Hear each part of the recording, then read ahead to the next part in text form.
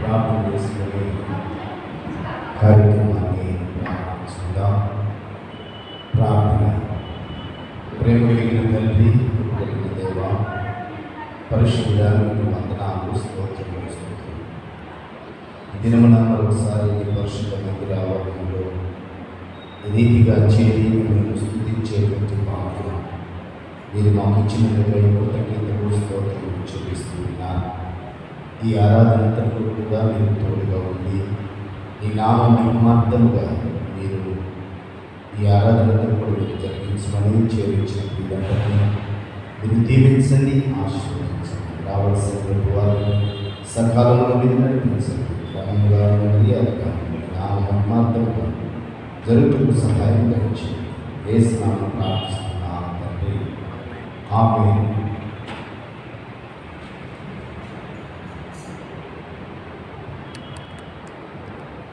కొన్ని కీర్తనలు పాడుతూ దేవుని పరిశుద్ధ నామాన్ని స్తుతిద్దాం.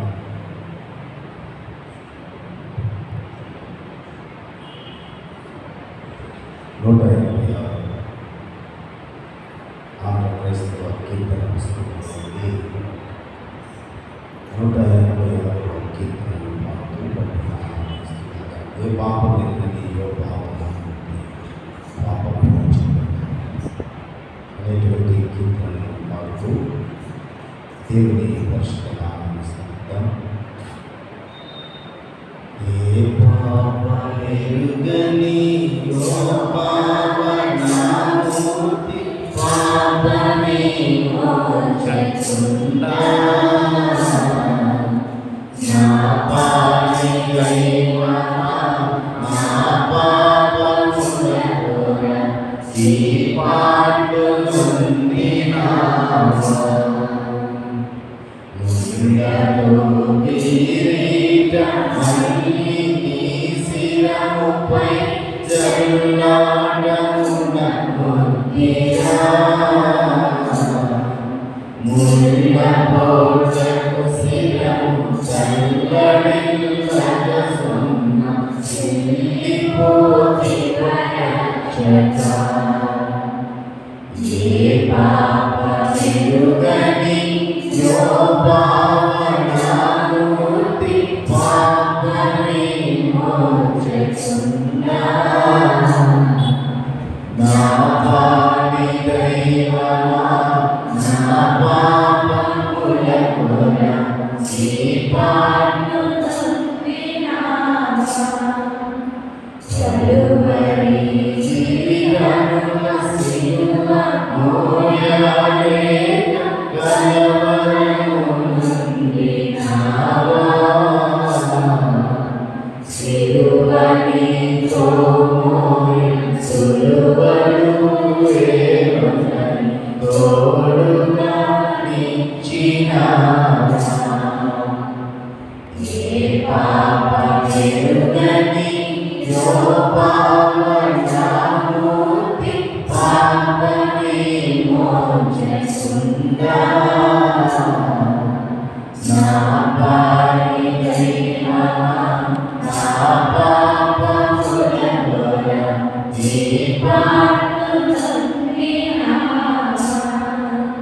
చెడుగులు పెట్టు పడరాని పాటకు సుడివడి నడచినావా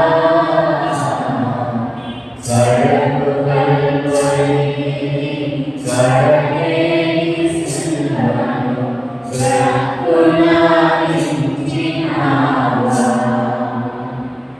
ఏ పాపమెరుగని యో పావనమూర్తి పాపమే మోక్షకుందా నా పాలి దైవమా నా పాపముల కొర ఈ పాటు నుండి ఆకాల కర్మలు భీకరంబులైన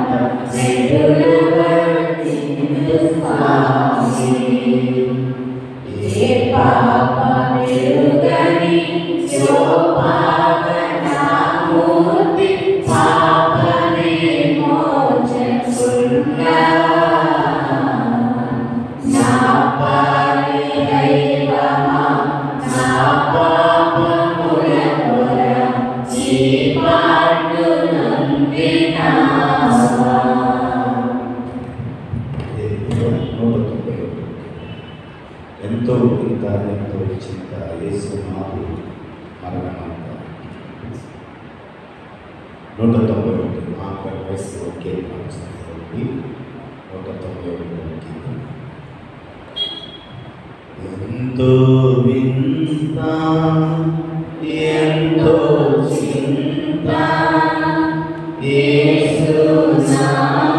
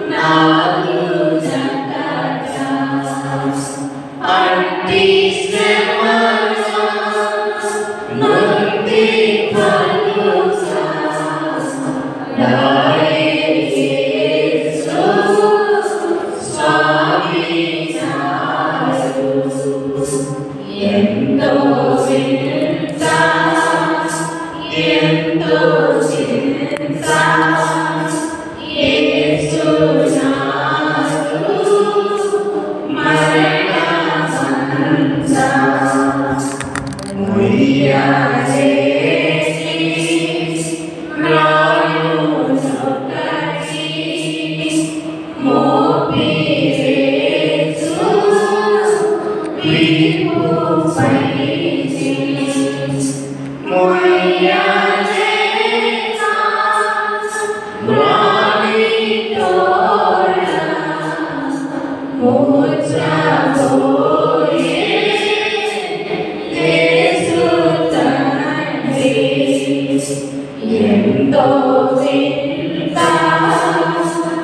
ఎంతో చింత యేసు నాదు మరణమంత పొయ్యపైనే సయ్యందెట్టి కాలు చేతులు నాలో తీసెను కఠినులంతా గూడి కొట్టిరి ఘోరముగసి శేషంబట్టి ఎంతో వింత ఎంతో చింత యేసు నాదు మరణమంత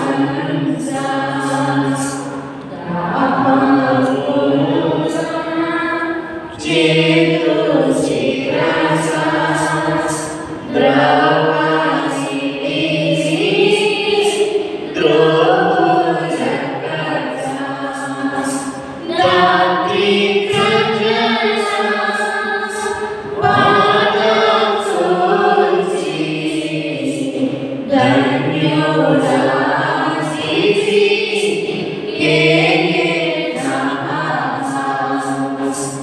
ఎంతో చింత ఎంతో చింత యేసు నాదు మరణమంత బల్యమోతో ప్రకంసొడవై పారేసిరు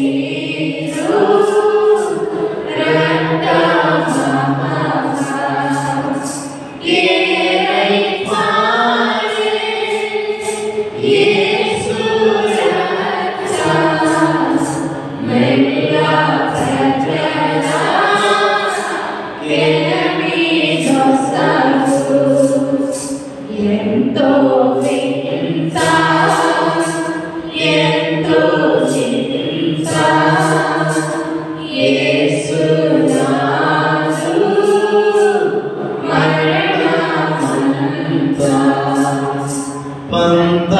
పంతముతో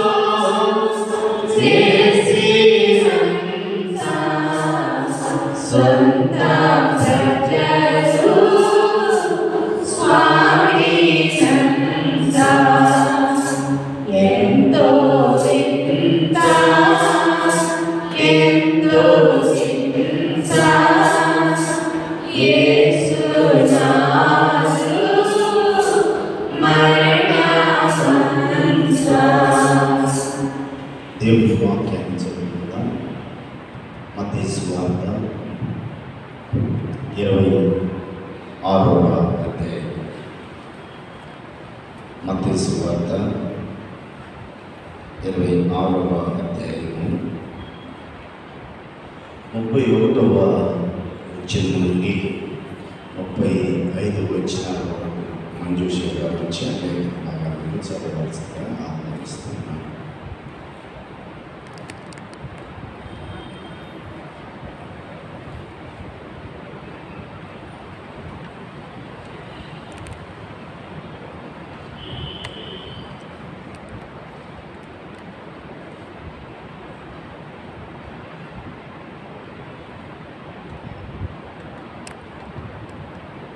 ఈ ఆరాధనకి ఏర్పాటు చేయబడిన వాక్య భాగము మత్తయి సువార్త 26వ అధ్యాయము 31వ వచనం నుంచి 35వ వచనం వరకు ఈ విధంగా వ్రాయబడింది.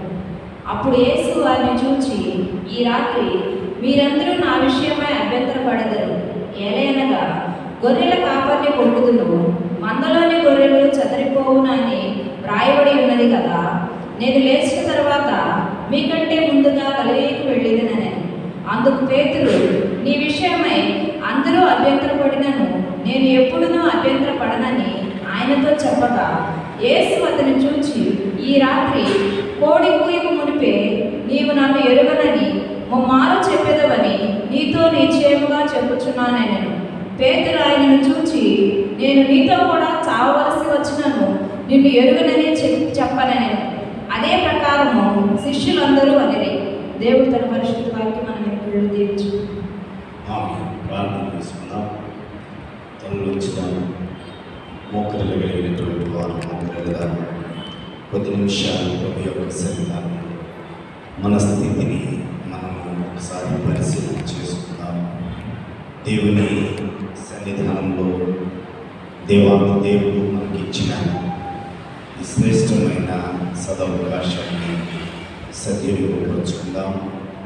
మోకరిద్దాం. దేవా, పాపినైన నన్ను కరుణించు. నీ కృపలో జ్ఞాపకం చేసుకో. మా అపరాధములను క్షమించు, మా దోషములను మన్నించు. అట్టి కృపను మాకు దయచేయి ప్రభు అని దేవుని యొక్క సన్నిధానంలో అందరము ఎవరికి వారిని వ్యక్తిగతంగా ప్రార్థించుకుందాం.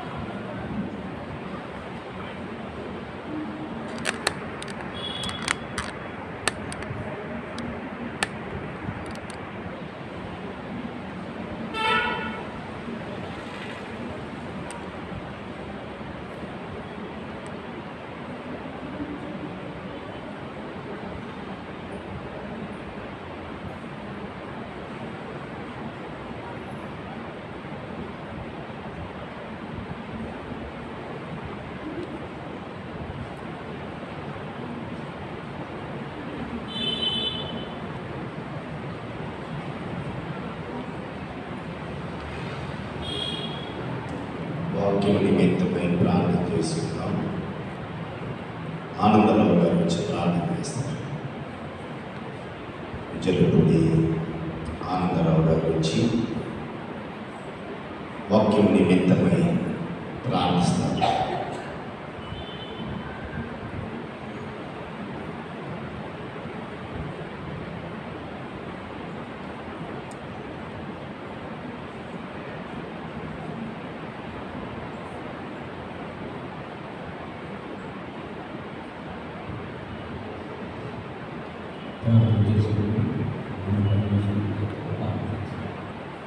మా తండ్రి, మా ప్రభా యేసయ్యా, వందనాలు, స్తోత్రాలు చెల్లించున్నాం తండ్రి.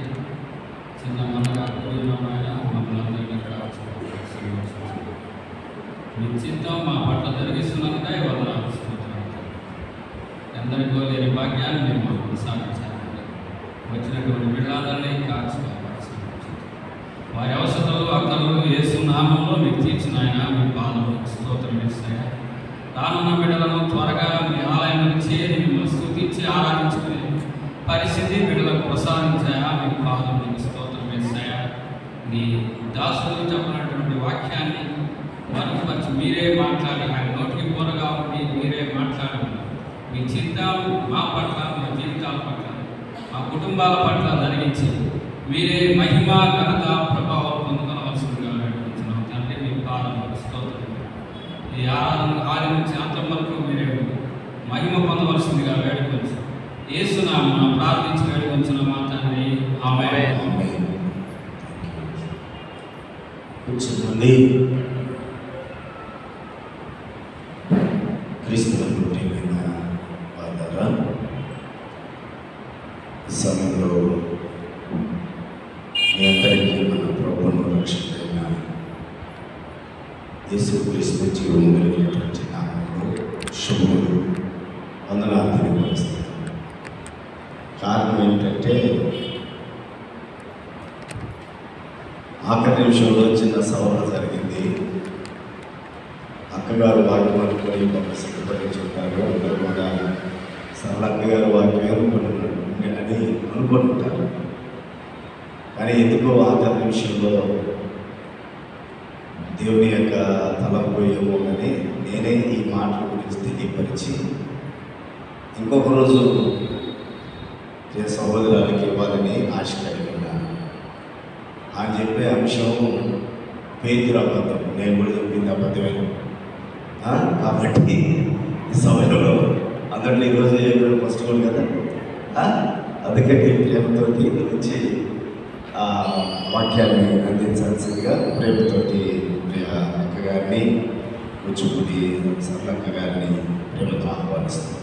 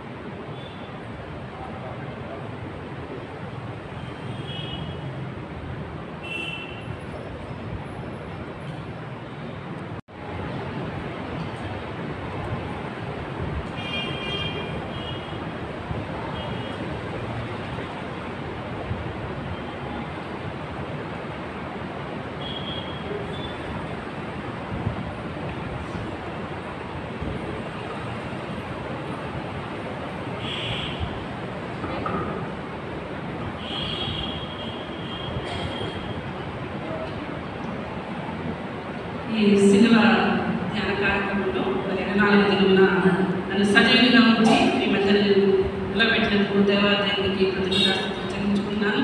అలానే అవకాశం ఇచ్చిన పాస్టర్ గారికి అలానే సంఘ పెద్దలకి నా ధన్యవాదాలు తెలుపుకుంటున్నాను.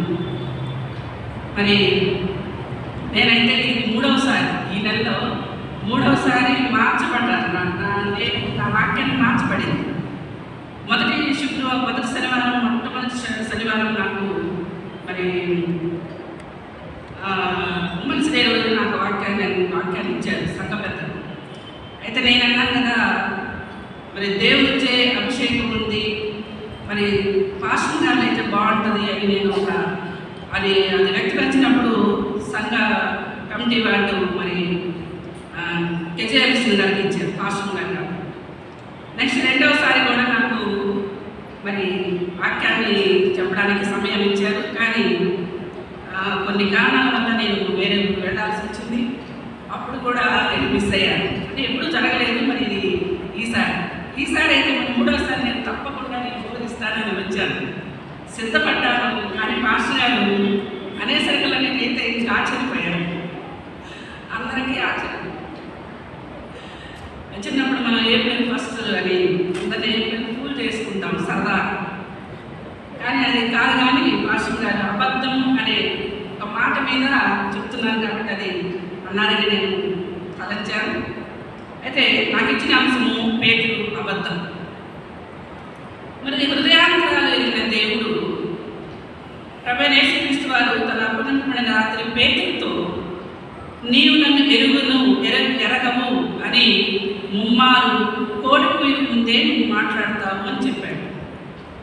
మరి పేతురు అసలు పేతురు గారు ఎవరు అంటే మనకు తెలుసు. కొన్ని విషయాలు అతని గురించి చెప్తాను. అతను మరి ఎందుకు అబద్ధం ఆడాడు ముమ్మారు అనే విషయంకి వస్తే పేతురు గారి మొదటి పేరు సీమోను. సీమోను అంటే ఆలకించుట లేదా రెల్లు గాలికి విసిరవేయబడినది వినికిడి అని అర్థం వస్తుంది. ఈ సీమోన్ అనే పదము మనం పాత నిబంధన గ్రంథంలో కూడా చూస్తాం. షిమ్యోనుకి సమానవంతమైన పదమే సీమోన్. ఇతను మరి ఈ విషయము 3 సార్లు అబద్ధం చెప్పాడనే విషయము మరి 4 సువార్తల్లో రాయబడింది. మొట్టమొదటిగా చూస్తే మత్తయి సువార్త 26వ అధ్యాయము 31-35 వచనాలు, అలానే మార్కు సువార్త 14వ అధ్యాయం 27-30 వచనాల వరకు, లూకా సువార్త 22వ అధ్యాయం 31-35 వచనం వరకు, యోహాను సువార్త 13వ అధ్యాయం 36-35 వచనాలకు రాయబడింది. మరి ఈ సీమోనుకి ఉన్న లక్షణాలు ఏంటి? మొట్టమొదటి నేను సీమోను గురించి చెప్తున్నాను. సీమోనుకు ఉన్న లక్షణాలు, సీమోను ఏం చేస్తాడు? ఇతను గలీలయ ప్రాంతంలోని బెత్సయిదా వాడు. ఇతను చేపల పట్టు జాలరి. అయితే ఈ జాలరి లక్షణాలు ఏంటంటే ఓర్పు, సహనం, పట్టుదల, మరి అన్నిటినీ సహించే గుణము వీరికి ఉండాలన్నమాట. అంటే ప్రాణానికి తెగింపు ఉండాలి. సమయానుకూలంగా వారు ఎలా ప్రవర్తించాలి అని. ఎందుకంటే మన జాలంలో మరి వేటకి వెళ్ళినప్పుడు ఓర్పు, సహనం ఉండాలి. అలానే ప్రాణాలు కూడా సరిపోతాయి. దానికి తెగించే వాళ్ళు జాగ్రత్తగా మరి చేపలు పడడానికి వెళ్తారు. అయితే మరి కనిపెట్టి పనిచేస్తారు, మన సమయానుకూలంగా పనిచేస్తారు. అందుకే మరి ప్రభువైన యేసుక్రీస్తు వారి శిష్యుల్లో 12 మందిలో 11 మంది ఎక్కువగా చేపలు పట్టు వారు మాత్రమే ఎన్నుకున్నారు. ఎందుకంటే ఈ లక్షణాలు ఉన్నాయి కాబట్టి. ఎందుకంటే సేవ చేయడానికి దేవుని యొక్క సేవ సులభమైనదే కాదు, చాలా కష్టతరమైనది. ఇలాంటి ఓర్పు, సహనము, మరి ఈ తెగింపు అంటే ప్రాణానికి ఇవ్వాలి అని కూడా తెగింపు కూడా ఆ బిడ్డలో ఉంది కాబట్టి పామర్ లేనప్పటికీ కూడా వారిని ఎంచుకున్నాడు యేసుప్రభువు వారు. రేపు మత్తయి సువార్త 4వ అధ్యాయం 19-21 వచనాలు చూస్తే జాలంలో ఉన్న ఇద్దరిని ఏం చెప్పాడంటే మొట్టమొదటిగా జాలంలో ఉన్న ఇద్దరిని మొట్టమొదటిగా ప్రభువైన యేసుక్రీస్తు వారు శిష్యులుగా ఎన్నుకుంటారు. పేతురు, ఆంద్రేయ గారు. పేతురుని ఏమని పిలుస్తారంటే, నువ్వు జాగ్రత్త చేస్తున్నావు కదా, నువ్వు మనిషిని పట్టి జాగ్రత్తగా నేను చేస్తాను అని తీసుకొస్తాను. ఎందుకు మనుషులు పట్టేది ఏంటంటే, మనుషులు ఎట్లా పడతారు? ఎందుకు అంటే జాలరి అంటే చేపలు పడతారు. చేపలు బ్రతికి ఉన్న చేపలని తీసుకొచ్చి చచ్చిన స్థితిలోకి తీసుకొచ్చి జీవనం సాగిస్తాడు. అవునా? జాలరి పని ఏంటి? చేపలు పట్టి వాటిని అంటే బ్రతికి ఉన్న చేపలను పట్టి ఒడ్డును పడేస్తే అవి చనిపోతాయి. తర్వాత వాటిని బ్రతికున్నాన్ని తీసుకొచ్చి అమ్ముకొని తన జీవనం సాగిస్తాడు. కానీ ఇక్కడ ప్రభువైన యేసుక్రీస్తు వారు ఏమన్నారంటే, నువ్వు చేపలు కాదు పట్టేది, మనుషులు పట్టాలి అని. ఎందుకు మనుషులు పట్టాలి అంటే మనుషుల యొక్క లక్షణాలు కొన్ని ఉన్నాయి. ఒకసారి తిమోతి పత్రిక 2వ తిమోతి పత్రిక 3వ అధ్యాయం 2వ వచనము చదవండి. 2వ తిమోతి పత్రిక 3వ అధ్యాయం 2వ వచనం. అనగా మనుషులు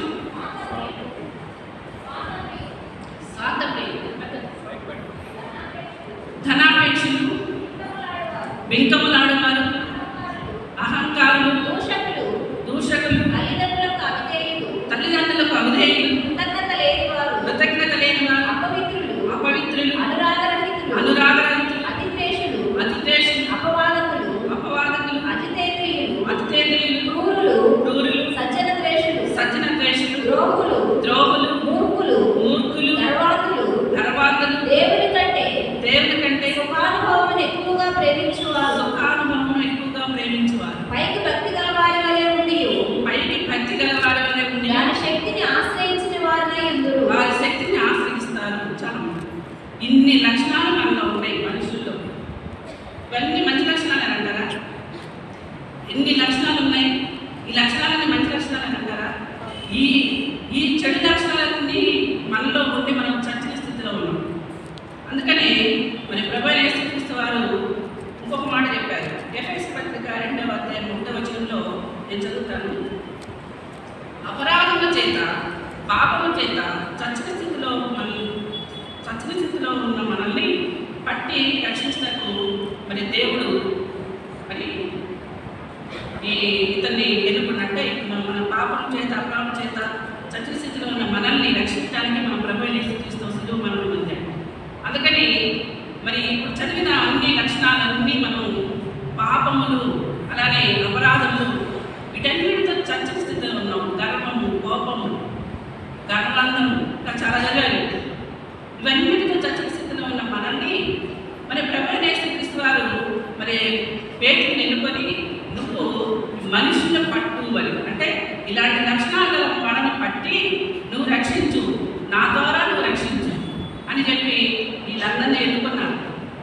అందుకే మనిషిని పట్టు జాలర్లుగా ఎన్నుకున్నాడు. మరి యేసుక్రీస్తుని వెంబడించిన సీమోను కలిగిన భాగ్యాన్ని బట్టి నేను ఇప్పటివరకు సీమోను గురించే చెప్పాను. యేసుక్రీస్తుని వెంబడించాడు కదా, అప్పుడు నా వెంబడనా నేను మనిషిని బట్టి జాగ్రత్తగా చేస్తానన్నప్పుడు క్రీస్తు వారిని వెంబడించిన ఈ సీమోను కలిగిన భాగ్యాన్ని బట్టి సీమోనికి ఒక పేరు పెట్టాడు యేసుక్రీస్తు వారు. హెబ్రీ భాషలో పేతురు అని, అలానే మరి గ్రీక్ భాషలో కేఫా. ఈ రెండింటికి అర్థము రాయి. పేతురికేమో బండరాయి, కేఫాకేమో రాయి అని అర్థమించు. ఈ లక్షణాలు ఉన్న మరి ఈ పేరుని అర్థమించే పేరుని మరి యేసుప్రభు వారు పెట్టారు. ఎందుకు రాయి పెట్టారంటే ఈ లక్షణాలు ఉన్న ఇతన్ని క్రీస్తు తన సంఘాన్ని పేతురు అనే బండ మీద కట్టాలి. ఎందుకంటే బండ అనే దాన్ని మనం చూస్తే ఎప్పటికీ కదలది, స్థిరత్వం కలిగినది, ప్రకృతికి అది కదలబడనిది. కాబట్టి ఈ పేతురు గారు ఎన్ని అవలక్షణాలు ఉన్నా అంటే తర్వాత స్థిరంగా నిలబడతాడు అనే ఒక భావం దేవుల్లో ఉందని. ఎందుకంటే ఫస్టే చెప్పాను నేను, మనుషుల హృదయాత్రాలను అడిగిన దేవుడు మన ప్రభువైన యేసుక్రీస్తు వారు కాబట్టి అతను మరి ఆ పేరు పెట్టాడని నేను భావిస్తున్నాను. అంతేకాకుండా మరి క్రీస్తు ప్రభు వారికి 12 మంది శిష్యుల్లో ప్రధానులుగా మన పేతురు గారు ఉన్నారు. అలానే ఆంధ్రకేయ శిష్యుల్లో ఉన్న ముగ్గురులో మరి పేతురు గారు ప్రధానులుగా ఉన్నారు. అలానే క్రీస్తు రూపాంతరం చెందినప్పుడు కూడా మరి పేతురు గారు ప్రభు యేసుక్రీస్తు పక్కనే ఉన్నాడు.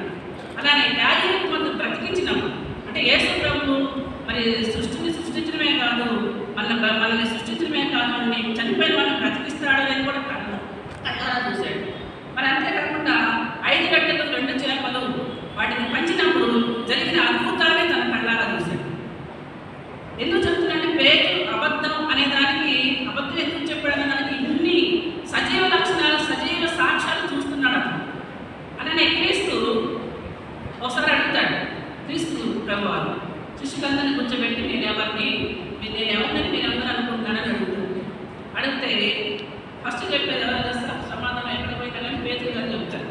అందుకని పేతురు గారు ఏం చెప్పారంటే మరి యేసు యొక్క దైవత్వాన్ని మరి అతను గమనించి గంభీరమైన సమాధానం చెప్తాడు. ఏమంటే నీవు సజీవుడైన దేవుని కుమారుడివి. ఒప్పుకున్నాడు ఆయన. ఇప్పుడు ఒప్పుకున్నాడండి. శిష్యులందరినీ అడిగినప్పుడు నువ్వు దేవుని కుమారుడిని ఒప్పుకున్నాడు. ఇంకా క్రీస్తు కూడా నీటి మీద నడిచాడు. క్రీస్తు నన్ను నడిపిస్తాడనే విశ్వాసంతో నడిచాడు, కానీ మధ్యలో మళ్ళీ అవిశ్వాసంలో పడిపోతాడు. ఇంకోటి పరలోక తాళచండు పేతురు గారికి ఇచ్చాడు. ఇవన్నీ ఎన్నో స్వస్థతలు, ఆశ్చర్యకార్యాలు, అద్భుత కార్యాలు ఇవన్నీ కూడా పేతురు ఉండగానే చాలా చేశాడు యేసు ప్రభువు. మరి ఇప్పుడు చదువుకున్న పాఠ్యభాగంలో కూడా ఒక 3 విషయాలు దానిలో ఉన్నాయి. నేను చెప్పిన వాటిలన్నింటినీ కూడా ఒకసారి గమనించండి. ఈ రాత్రి మీరందరూ అభ్యంతర పడతారని యేసు ప్రభు వారు క్రీస్తు పేతురుతో అంటే నీ విషయమై నేను అభ్యంతర పడను అని ఒక మాట అన్నారు. అలానే నేను నీతో చావలసి వచ్చినను నిన్ను ఎరుగునని చెప్పను అనే మాట చూడండి ఎంత గట్టిగా చెప్పారు. ఒకసారి 33వ వచనం చూస్తే 26వ అధ్యాయం 33వ వచనం చూస్తే అందుకు పేతురు నీ విషయమై అందరూ అభ్యంతరపడినను నేను ఎప్పుడు ఈ రాత్రి కోడిపోయి మునిపే నేను నన్ను ఎరుగని ముమ్మారు చెప్పాలని నీతో నిశ్చయంగా చెప్పుచున్నాను. పేతురు ఆయన చూచి, నేను నీతో కూడా చావలసి వచ్చినాను, నేను ఎరుగలని చెప్పినాను. అదే ప్రకారం శిష్యులు కూడా ఇక్కడ 2 సాక్ష్యాలు గట్టిగా వదులుతున్నాడు పేతురు గారు అలానే ఇంకొక విషయం వస్తే, మరి క్రీస్తు వారు సిలువకు అప్పగించే ముందు ఈ మరి ఎక్కడ ముమ్మారు పలికడ ఎక్కడున్నాయని ఆ మాటలు అంటే మత్తయి సువార్త 26వ అధ్యాయం చూస్తే 70 చూడండి 70 మరి ఆ 3 మాటలు ఎక్కడన్నాడండి అబద్ధం ఆడాను అంటారు కానీ ఆ 3 ఎక్కడున్నాయో మనం చూపించాలి కదా. 70 వచ్చిన 26వ అధ్యాయం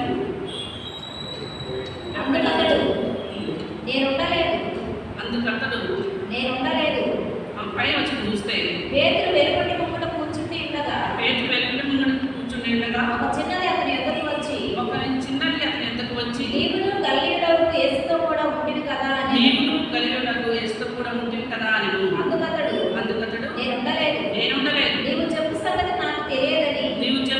నాకు తెలియదని అందలేదు. తర్వాత మళ్ళీ 71 చూస్తే మళ్ళీ చిన్నది అతను చూచి వీడిను నజరేయుడగు యేసుతో కూడా ఉండేదని అక్కడ వారితో చెప్పగా అతను ఒట్టు పెట్టుకొని నేనుండలేదు, ఆ మనిషిని నేను ఎదుగుదని మరలా చెప్పాను. కొంతసేపు అయిన తర్వాత అక్కడ నిలిచిన వారు పేతురు దగ్గరకు వచ్చి, నిజమే నీవును వాళ్ళలో ఒకడవే, నీవు నీ పలుకు నిన్ను గురించి సాక్ష్యం ఇచ్చుతున్నది అంటే వారి భాషను బట్టి కూడా వాళ్ళు గమనించారు. అతనితో చెప్పారు. అందుకు అతను ఆ మనిషిని నేనెదుగునని చెప్పి శపించుకున్నట్టు ఒట్టు పెట్టుకున్నట్టు మొదలుపెట్టాను. చూడండి, మనం ఎప్పుడైనా ఒకసారి నువ్వు ఒట్టు అని చెప్పి మనం నమ్ము అని చెప్తాం. అందరూ ఒక సందర్భం వచ్చినాం, నమ్ముతావా అని ఒట్టు పెట్టుకుంటాం. చూడండి, నేను చెప్పిన విషయాలన్నీ కూడా దేవుని దగ్గర ఉండే ఆశ్చర్యకాలు అద్భుతాలు చూసిన పేతురు గారు మరి ముమ్మారు పలికాడు అబద్ధం, 3 సార్లు పలికాడు. దీన్ని బట్టి మనం ఏం నేర్చుకోవాలంటే, అలానే అప్పుడు మరి ఎందుకు ఇతను ముమ్మారు పలికాడంటే 3 కారణాలు చెప్తాను. 3 కారణాలు. మొట్టమొదటి ఏంటంటే, మరి క్రీస్తు ప్రభువారు తన మరణం గురించి శిష్యుడికి ఎప్పుడు చెప్తూనే ఉన్నాడు, కానీ వాటిని గ్రహించట్లేదు, వాళ్ళు అర్థం చేసుకోవట్లేదు.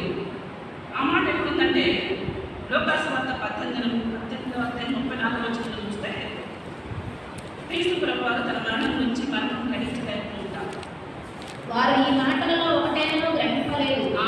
యేసు ప్రభువారు చెప్తూనే ఉన్నారు వీళ్ళందరూ ఎవరు గ్రహించట్లేదు. మరి ఏంటి చనిపోతుంది అంటున్నారు, అపహరిస్తున్నాను, హింసిస్తానంటున్నాడు, 3వ దినం లేస్తానని చెప్తున్నారు, ఏంటి అని కొద్దిగా ఆలోచించట్లేదు.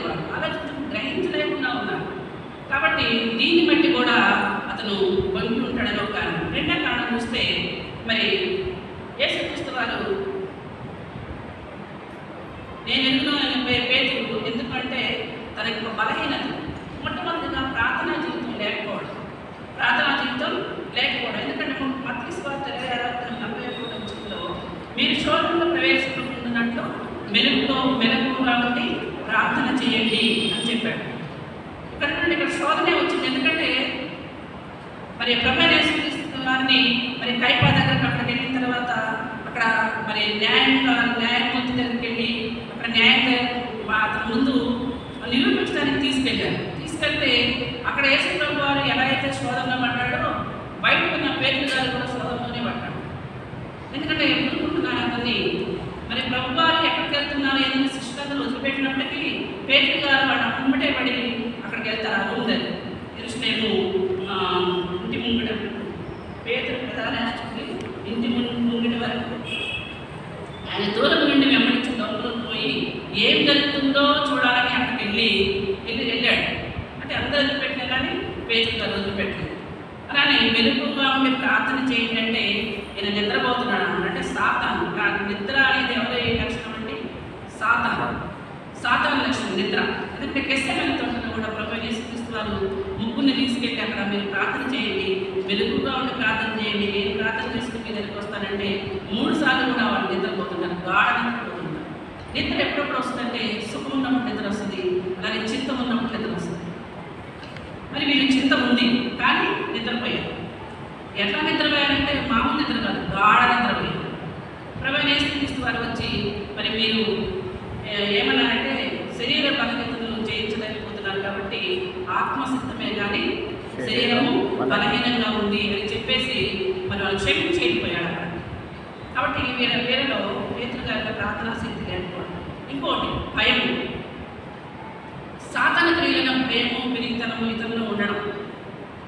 సాతాన క్రియలంటే సాతానంట మనకన్నా బలవంతుడు, దేవుని కన్నా శక్తి తక్కువగా ఉన్నాడు. దేవుని కన్నా శక్తి తక్కువ, మనకన్నా బలవంతుడు.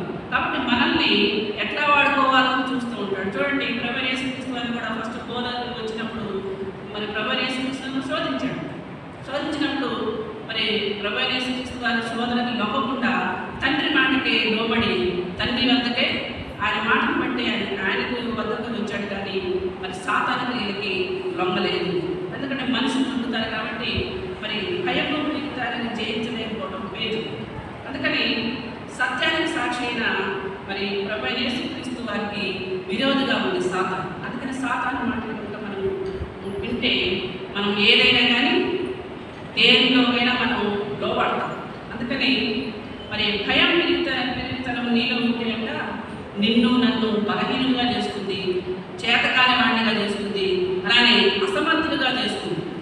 పిరిగివాడంట దినములకి 1000 సార్లు మరణిస్తాడంట. ఎప్పుడు ప్రతిదానికి భయం భయం భయం అని. అందుకే ఎప్పుడు ధైర్యంగా ఉండాలి. ధైర్యం తెచ్చుకో, భయపడద్దు అని ఎన్నిసార్లు రాశాడు మరి మన పరిశుద్ధ గ్రంథంలో 360 సార్లు రాశాడని అంటారు. ప్రతిరోజు భయపడద్దు దేవుడు చెబుతుంటే మనమేమో ఎవరికి లొంగి, సాతానికి లొంగి పిరిగితనంతో రోజు భయపడుతూ ప్రతి పనికి బయట వెళ్ళాలన్నాం. మేము ఏ పని చేయాలన్నా చివరికి దేవుని ఆలయానికి కూడా రాలేని పరిస్థితిలో ఉంది. అందుకని పిరిగివాడు దినానికి 1000 మార్లు చనిపోతాడు.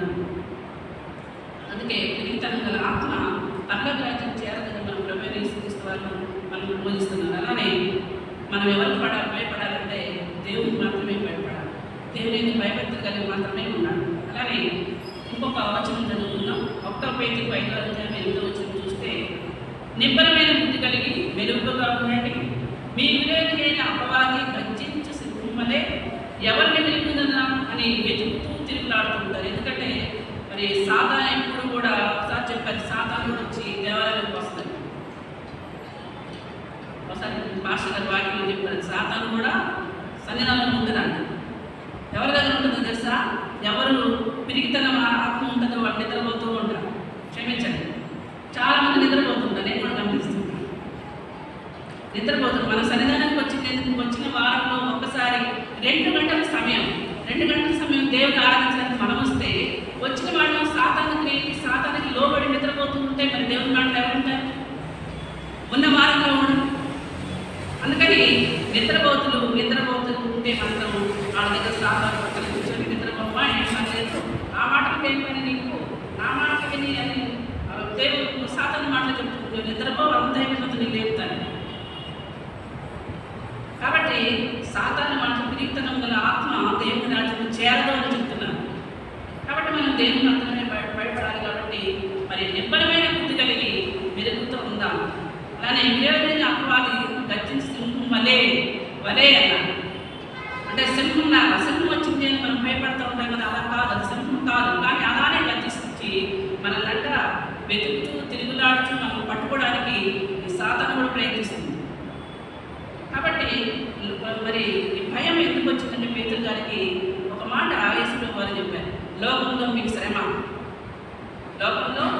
శ్రమ, మరి మీ జనులు మిమ్మల్ని హింసించి చంపేదను.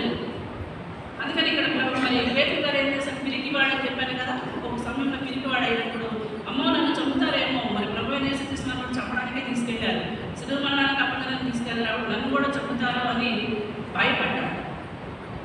ఎందుకంటే ముందు చాలా లక్షణాలు చెప్పారు దాని గురించి. ఎన్ని ప్రథమైన గంభీరమైన మహాఘనతకు సంబంధించిన ఎన్ని అతనికి ఉన్న లక్షణాల్లో వీటన్నిటినీ తీసివేసి శుభ్రంగా భయపడి మరి తనని చంపుతారేమని భయపడి యేసుప్రభువు వారి గురించి నాకు తెలియదు, నేను ఎరుగను. ఆదికాండంలో కూడా ఒకళ్ళు అన్నారు, నేను ఎరుగను. ఎవరు? కయ్యూను ఏమనంటే తన తమ్ముడిని చంపి కూడా సొంత రక్త సంబంధిని కూడా చంపి వచ్చిన తర్వాత ఎక్కడున్నావు అని అడిగితే మరి దేవుడు యెహోవా దేవుడు నేను ఎదుగును, నేను ఆయన కావాలన్నా రెడీ అన్నాడు. కుటుంబంలో రక్త సంబంధం కూడా పోతుంది. నేను ఎదుగను ఇదే మాట పేతురు గారు మరి ఎన్ని అద్భుతాల ఆచరణగా దేవుడు పెట్టడం చూసి కూడా మరి ఈ విధంగా అబద్ధం చెప్పాడు. అలానే ప్రార్థన అనే ఆయుధం లేకుంటే మనం సాతాన క్రియని జయించదు. కాబట్టి ప్రార్థన అనే ఆయుధం, ఎందుకంటే తన ప్రార్థనా స్థితి లేకపోవడము సాతాన క్రియలైన భయము, పిరిగితనము ఏంటి లక్షణాన్ని ఆ బిడ్డ ఉంచుకొని పేతురు గారు ఉంచుకొని మరి ప్రభువైన యేసుక్రీస్తు వారిని నాకు తెలియదు అని చెప్పాడు. అంతేకాకుండా చివరికి ఏం చేశాడంటే పేతురు గారు ఓడిపోయే ముందే 3 సార్లు పలికాడు కదా, పలికినప్పుడు యేసుక్రీస్తు వారు ఒక చూపు చూశాడు. ఆ చూపులోనే అతను మాటే కాదు, ప్రభువైన యేసుక్రీస్తు వారి చూపుతో కూడా అతను అప్పుడు గుర్తొచ్చిందనమాట. అయ్యో నాకు యేసుక్రీస్తు వారు ముందే చెప్పారు కదా నేను ఇలా పలుకుతానని అని చెప్పి అప్పుడు పశ్చాత్తాపడి కన్నీరు కాచాడు. కన్నీరు కాచిన తర్వాత మరి తర్వాత యేసుక్రీస్తు వారు పునరుద్ధరణ అయిన తర్వాత మళ్ళీ ఒక సముద్రం దగ్గర చేపలు పట్టుకుంటుంటే అప్పుడు కనపడతాడు పేతురు గారికి. ఎన్నిసార్లు అయితే పేతురు గారు మరి నువ్వు నేను ఎరగను అని చెప్పాడు ప్రభు గారి గురించి, అదే నోటితో ఎన్నిసార్లు చెప్పాడు? 3 సార్లు. 3 సార్లు కూడా నిన్ను ప్రేమిస్తున్నానని పేతురు గారి ద్వారా యేసు వారు చెప్పించుకున్నాడు, పలికాడు. నన్ను ప్రేమిస్తున్నావా పేతురు? సింహం అంటే నువ్వు ప్రేమిస్తున్నానయ్యా 3 సార్లు మాత్రం మళ్ళీ చెప్పాడు. చూడండి, దేవుడు ఏది విడిచిపెట్టాడు, ఏది అప్పు కూడా ఉంచాడు.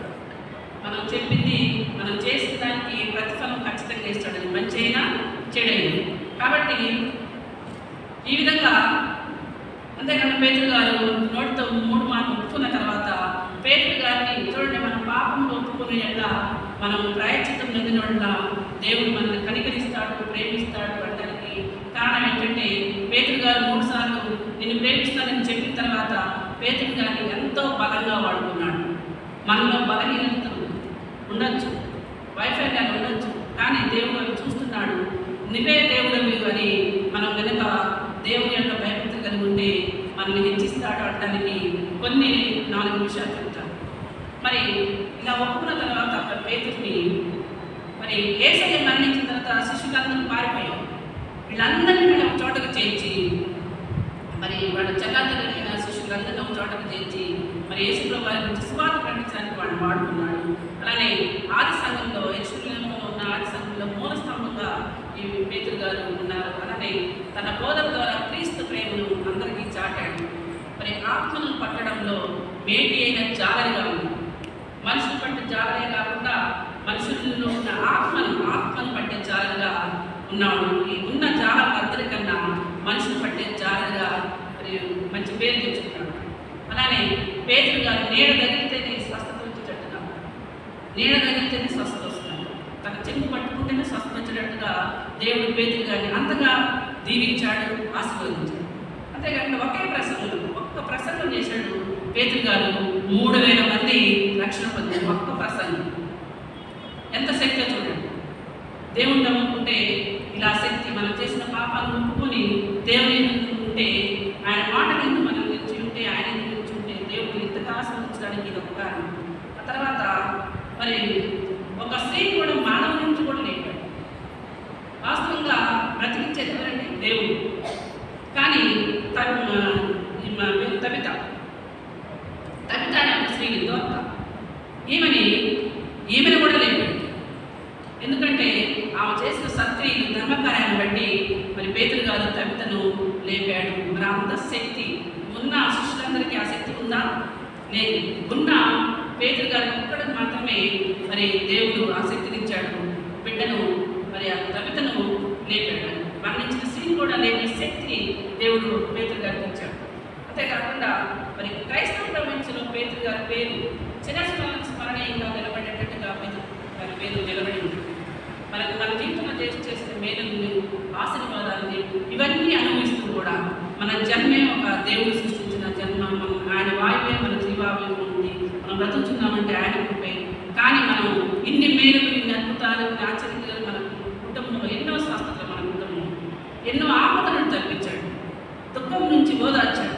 ఇలాంటి సందర్భంలో కూడా మనం మరి నీవెవరు, దేవుడు లేడు, నేను ఎరుగను అంటున్నామా? మరి మనలో భయాలు, బలహీనతలు, అలానే వైఫల్యాలు, పొరపాట్లు కూడా ఉంటాయి.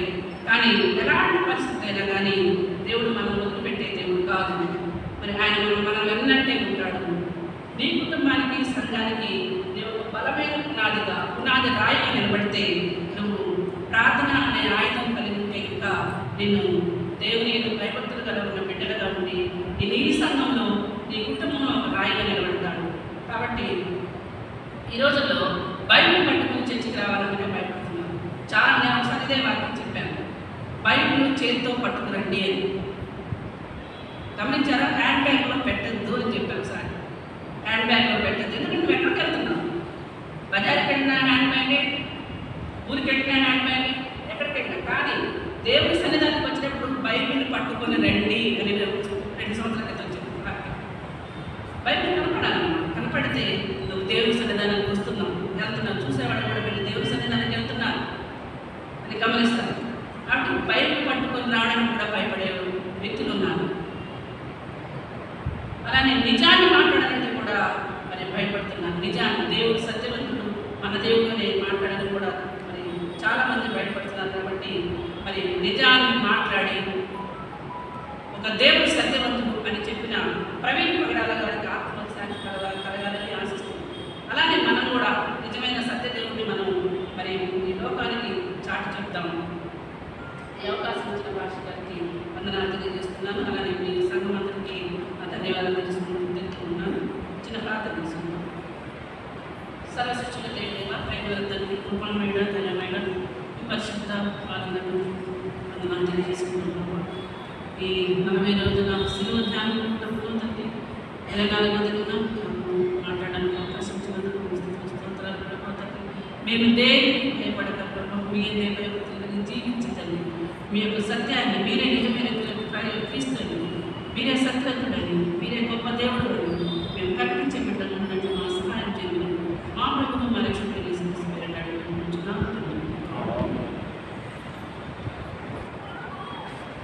దేవుని పరిశుద్ధ గ్రంథంలో నుండి పేతురు ఎటువంటి పరిస్థితుల్లో అబద్ధం ఆడవలసి వచ్చింది, అబద్ధం ఆడినప్పటికీ తదుపరి పశ్చాత్తాపం, క్రీస్తు యొక్క కనుదృష్టి ఆయన మీద పడినప్పుడు ఆయన యొక్క పశ్చాత్తాపాన్ని బట్టి పేతురును దేవుడు ఏ రీతిగా తదుపరి తన పరిచర్యలో, తన ప్రారంభంలో చెప్పబడిన రీతిగా మిమ్మల్ని మనుషులు పట్టు జాగ్రత్తగా చేస్తాను అన్న రీతిగా అనేక మందిని వారు మాట చెప్పారు. బ్రతికున్నటువంటి చేపలను బట్టి చనిపోయేటువంటి వారు, అయితే ప్రభు మనుషులు పట్టేటువంటి జాగ్రత్తగా అంటే ఆత్మానుసారంగా చనిపోయినటువంటి మనుషులను బ్రతికించడానికి నేను నిన్ను ఏర్పాటు చేసుకున్నాను. ఆ రీతిగానే ఆయన ప్రసంగించాడు. 3000 మంది రక్షింపబడ్డారు, ఆత్మీయ స్థితిలో ఎదగబడ్డారు. అనేక మంది ప్రభువుని సురక్షకుడిగా అంగీకరించగలిగినటువంటి కృప దేవుడు వారి ద్వారా ఏర్పాటు చేసుకున్నాం. కాబట్టి ఒకవేళ మనము కూడా ప్రార్థనా వేదిలో వాక్యము ధ్యానించడంలో వెనకబడి ఉంటే పశ్చాత్తాపడి ప్రభావ పాపినైనటువంటి నన్ను అని పశ్చాత్తాపడితే దేవాది దేవుడు కరుణించి పేతురును వాడుకున్న రీతిగా దేవుడు మనల్ని కూడా వాడుకుంటాడు అనేటువంటి సత్యాన్ని తెలియపరుస్తూ చక్కటి మాటలను వివరించిన తన దీనిత అవసరాలను, తన కుటుంబాన్ని, తన కలిగిన సంతతిని దేవుడు దీవించి ఆశీర్వదించుగాక. సమయంలో ప్రకటన స్థానిక సంఘ ఇంకో 2 సార్లు మొట్టమొదటిది మత్తయి సువార్త 1వ అధ్యాయంలో వచ్చినట్లయితే, రెండవది వధువు సంఘమును ఆయనకు విశ్వసింపబడటానికి రహస్య రాకడ అనేటువంటి కొరింథీయులకు రాసినటువంటి మొదటి పత్రిక 15వ అధ్యాయము 51, 52 వచ్చినామో అక్కడ మనం చూస్తాం. మూడవది ఏంటంటే ప్రకటన గ్రంథము 22వ అధ్యాయము 12వ వచనంలో ఆయన 3 పర్యాయములు భూమి మీదకి రావటం జరుగుతూ ఉంది. 1 జరిగిపోయింది, మరి 2 జరగవలసింది. 2వది ఎప్పుడు జరుగుతుందో ఎప్పుడు ముగించుందో ఎవరికి తెలియదు. అది రెప్పపాటున జరిగిపోయేటువంటిది, రెప్పపాటున జరిగిపోయేటువంటి రాకడ. 3వ రాకడలోని 3వ పర్యాయం వచ్చినప్పుడే అది 2వ రాకడ అని మనం చూస్తాం. కాబట్టి పరిశుద్ధ గ్రంథంలో 3 అనేటువంటి పదానికి చాలా ప్రాముఖ్యత ఉంది. క్రీస్తు ప్రభువారు మరణము జయించి తిరిగి లేచింది కూడా 3వ దినాన్ని. ఆయన బ్రతికున్నప్పుడు దేవాలయ విషయం తెలియపరుస్తూ దీనిని పడగొట్టండి, 8 దినాల్లో లేపుతానన్నాడు. తన శరీరాన్ని బట్టి అది కూడా 3 దినాల్లోనే దాన్ని నేను లేపుతాను అనేటువంటి మాట మనం చూస్తాం. కాబట్టి ఈ 3 అనేటువంటిది పరిశుద్ధ గ్రంథంలో చాలా ప్రాముఖ్యమైనటువంటి మాట అని మనము అర్థం చేసుకోవాలి. పేతురు 3 సార్లు మొక్కినా, లేకపోతే 3 సార్లు ప్రేమిస్తున్నా అని చెప్పినా, లేకపోతే శరీర దారిగా క్రీస్తు భూలోకంలో బ్రతికున్నప్పుడు ఆయన 3 లేపాడు. చాలామంది ఉన్నారు, కానీ ఆయన లేపబడినటువంటి సంఘటనలో ఎంతమంది లేపాడో తెలియదు. కానీ పరిశుద్ధాత్మ దేవుడు మాత్రము రాయించినటువంటి సత్యము ఏమిటంటే 3 మాత్రమే ఆయన లేపినట్లు మనం చూస్తున్నాం. ఆయన దేవాలయం గురించి చెప్పడం కానీ, గెత్సెమనే తోటలో ముమ్మారు మొక్కరిల్లి ఆయన ప్రార్థించడం మనం చూస్తాం. పేతురు ముమ్మారు ఎరుగునని చెప్పడం మనం చూస్తాం. క్రీస్తును అప్పగించబడినప్పటికీ ఆయన వారు కాకపోయినా బయటి వారు ఆయన పక్షాన సాక్ష్యం చెప్పినటువంటి వారిని 3 మనం చూస్తాము. కాబట్టి ప్రియమైనటువంటి వాళ్ళ అక్కడ మనం గమనించవలసినటువంటి ఆయన్ని ఏ కొండ మీద అయితే వేసారో ఆ కొండకు కూడా 3 పేర్లని మనం చూస్తాము. ఆయన ఒక్క సిలువే కాదు, కానీ దానికి జతగా ఇంకొకరు సిలువలు వేసి మొత్తం 3 సిలువలు మనం చూస్తాము. ఇలా మనం చూస్తే ఆయన జీవిత చరిత్రలో 3 అనేటువంటిది చాలా ప్రాముఖ్యమైనది. అదే దేవుడు ఫోన్ నెంబర్ కూడా అదే చెప్తారు, 333 అంటారు. 333 నాకు మొరపెట్టుము, నేను నీకు ప్రత్యుత్తరం ఇచ్చేదను. ఇర్మియా గ్రంథం 3వ అధ్యాయం 33వ అధ్యాయం 3వ వచనంలో. అందుకే ఆయన ఫోన్ నెంబర్ కూడా 333 అనేటువంటి మాట మనం చూస్తాం. సాతాన్ నెంబర్ తెలుసా? 666 సాతాన్ ఫోన్ నెంబర్ తెలుసా? 3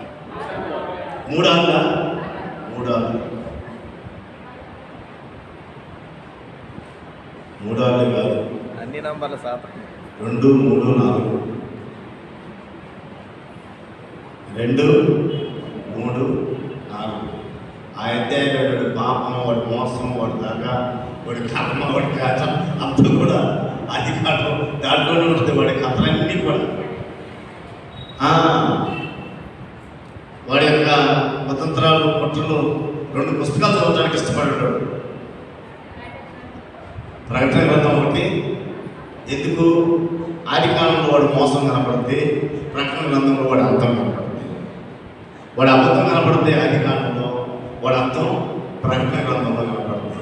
కాబట్టి ప్రజలు ఆది కాలం చదవకుండా ప్రకటన గ్రంథం చదవకుండా జాగ్రత్త పడుతున్నారు. వాళ్ళు అంటే నేను ఎంత మోసగానో, ఎంత అబద్ధికునో ప్రజలు గ్రహించకుండా నేను చెప్పినటువంటి అబద్ధాన్ని బట్టి పాపం అనేటువంటిది వచ్చింది. వాస్తవంగా ఆయన అబద్ధం చెప్పాడు అబద్ధం. అపవాది అబద్ధం చెప్పాడు. ఏం చెప్పాడు? తీయండి ఒకసారి. సార్ వచ్చినాయా? రాలేదా? ఇంకా రాలేదు. కొనసాగింది ఏదో అని చెప్తాను. చెప్పండి. 5 నిమిషాలు. సరే అక్కడ సరే రండి. వచ్చిన తర్వాత 3వ అధ్యాయంలో చూడండి. 3వ అధ్యాయంలో దేవుడిని యెహోవా చేసిన సమస్త మొదటి వచనం నుంచి భూజంతువుల సర్పము యుక్తి గలదై ఉండెను. అది ఆ స్త్రీతో ఇది నిజమా ఈ తోట చెట్టులో దేని ఫలమునైనా మీరు తినకూడదని దేవుడు చెప్పినా అని అడిగాను. అందుకు స్త్రీ, ఈ తోట చెట్టు ఫలమును మేము తినవచ్చు, అంతవరకు బాగా ఉంది. అయితే చోట మధ్యలో ఉన్న చెట్టు ఫలములను కూర్చి దేవుడు మీరు చావుకున్నట్లు వాటిని తినకూడదని వాటిని ముట్టకూడదని చెప్పింది సర్పంతో చెప్పారు. మొట్టమొదటి అబద్ధికురాలు ఎవరు? సర్పం. అవే అపవాది కాదు. మొట్టమొదటి అబద్ధికురాలు ఎవరు? అవ్వ. అది తినద్దు అని చెప్పాడు. మనం ఒప్పుకుంటామా? మసాలా ఏంది ఒప్పుకోదుగా. మసాలా ఏంటి? ఇప్పుడు అత్త మీద సాడీ చెప్పాలి కొడుక్కి, అత్త మీద కొడుక్కి సాడీ చెప్పాలి. అత్త ఏదో కోప్పడి ఉంటుంది, అందులో నిజం ఎంతో కొంత ఉంటుంది. అయ్యా మీ అమ్మ నా మీద కోప్పడింది అని మాత్రమే చెప్పదు. అందులో కొబ్బరి తురుము, అల్లము, జీలకర్ర, ఆ మసాలా ఈ మసాలా అన్ని నూరి దాంట్లో వేసి గుమ్మ లాడించేటట్టు చెప్పద్ది. అదే చెబుతుంది ఇక్కడ అవ్వ. తినద్దని చెప్పింది వాస్తవే, కానీ అసలు ఆయన తినద్దని చెప్పింది వాస్తవే. మొట్టను కూడా ముట్టొద్దు అని చెప్పింది. మొట్టమొదటి అబద్ధికురాలు ఎవరు అంటే అవే. చెప్తూ ఆయన ఏమన్నాడంటే, అయితే తోట మధ్యలో ఉన్న చెట్లు ఫలములను గురించి దేవుడు మీరు చావుకున్నట్లు వాటిని తినకూడదని వాటిని ముట్టకూడదని చెప్పిన సర్పంతో అనను. అందుకు సర్పము, మీరు చావనే చావు. నిజం చెప్పింది, అబద్ధం చెప్పింది? మీరు చావనే చావరు అని చెప్పింది. నిజమా అబద్ధమా? అబద్ధమేనా? ఎలా అబద్ధం అనేది కూడా మనం చెప్పాలి కదా.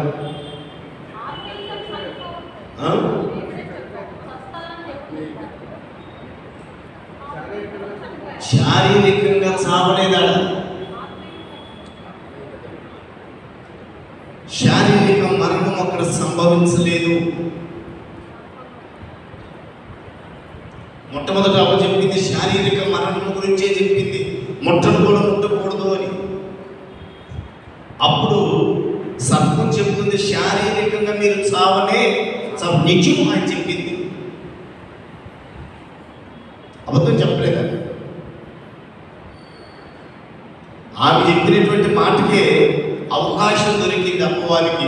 దొరికిందిరా నా చేతిలో, నేను అడిగింది ఒకటి, దేవుడు చెప్పింది ఒకటి, దానికి యాడ్ చేసి కూడా చెప్పింది ఒకటి.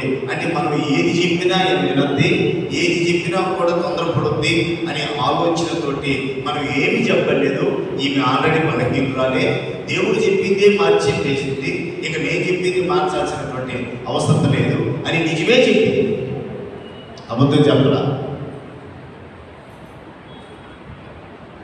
మీరు చావనే, శరీరముగా మీరు చావనే చావు.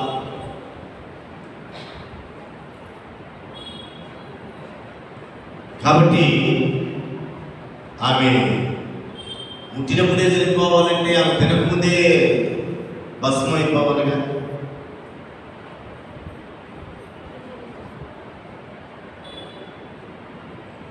కాబట్టి మొట్టమొదటి అబద్ధికురాలు ఎవరు అంటే అపవాది కాదు, అవనే. ఈరోజంతా అబద్ధాలే చెప్పుకుంటున్నాం. మన అంశమంతా కూడా అబద్ధమే అయిపోయింది. అబద్ధం గురించి చెప్పుకోవడం అయిపోయింది, ఎందుకంటే వచ్చేసింది కనుక సెక్రటరీ గారు వచ్చి పడటం సిలువే See you.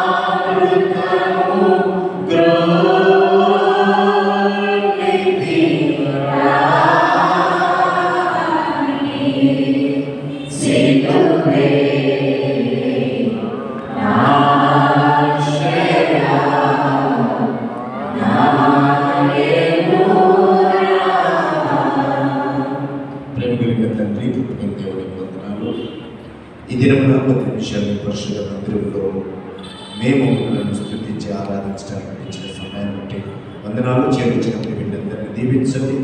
ఈ వాక్యమును అందించిన మీ దేని దాసులను కుటుంబాలను అలాగే తండ్రి శరీర సంబంధమైన ఆహారం కూడా ఏర్పాటు చేస్తున్నారు. కృపాక్షేమ కుటుంబంతో ఉంచమని తిరిగి మళ్ళా మా గృహాలకు వెళ్తుండగా మీకు ఆధారపత్రికను దయచేయండి.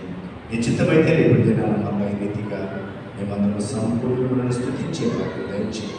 మమ్మల్ని అందరినీ చేతికి అప్పగిస్తూ మరి ముఖ్యంగా విధాసాల ప్రభావ తండ్రి మీరు జ్ఞాపకం చేసుకుని పరిపూర్ణమైనటువంటి ఆరోగ్యం అనుగ్రహించమని యేసునామమున ప్రార్థిస్తున్నాము తండ్రి. ఆమేన్. పరలోకమందున్న మా తండ్రి, నీ నామము పరిశుద్ధపరచబడుగాక, నీ రాజ్యం మాకు వచ్చుగాక, నీ చిత్తం పరలోకమందు నెరవేర్చుకున్న కాలము నెరవేరుగాక. మాకు కావలసిన ఆహారం అనుగ్రహించు, మా రుణస్థులను క్షమించిన ప్రకారం క్షమించు, మమ్మల్ని శోధనలోకి ఎందుకంటే రాజ్యం బలము మహిమ నిరంతరం నీవే ఉన్నావు. ఆమేన్. మన పరమ తండ్రి అయినటువంటి దేవుని యొక్క ప్రేమ, కుమారుడు రక్షకుడైన యేసుక్రీస్తు ప్రభువు వారి యొక్క కృప, పరిశుద్ధాత్మ దేవుని యొక్క అన్యోన్య సహవాసం, సన్నిధి, కాపుదల నిత్యము చేర్చిన మనెల్లరి మీద దైవర్తమానాన్ని అలాగే శరీర సంబంధమైన ఆహారం సిద్ధపరిచిన కుటుంబాన్ని వారి యొక్క బిడ్డలను చేరున్న సంఘాన్ని సకల పరిశుద్ధులను సదాకాలం ఆశీర్వదించి దీవించి తన కృపలో భద్రపరచునుగాక. ఆమేన్. ఆశీర్వాదం పొందామి.